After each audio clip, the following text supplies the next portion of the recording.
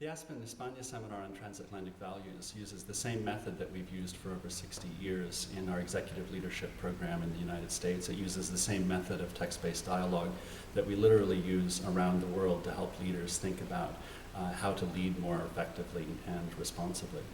We start with texts, excerpts from classic authors like Plato or Martin Luther King. We also use contemporary texts like Ortega y Gasset and others as a way of thinking critically about the world in which we live. The texts bring us together, they equalize us, they give us a common starting point, not a conclusion, but a springboard for thinking about the world in which we live. The first conversation we have is the conversation with those texts, thinking about the perennial elements of the human condition. But we also have a group of very accomplished leaders from different sectors, and we want to learn from each other. So rather than having one supposedly intelligent person talk to the others, we facilitate a dialogue in which each of us brings our own perspective, but we also listen and refine our perspectives and see if we can achieve some kind of common ground.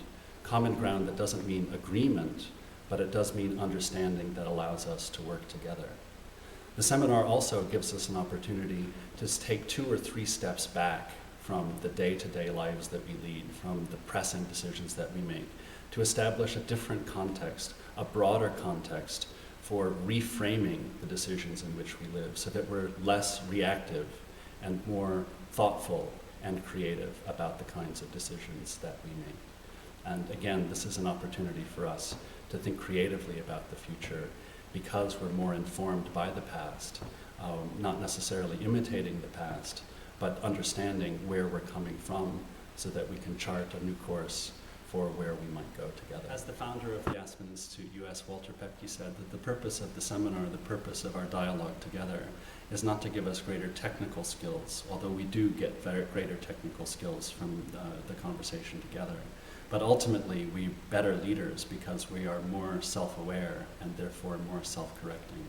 And how can we not celebrate the idea of having leaders who are more self-aware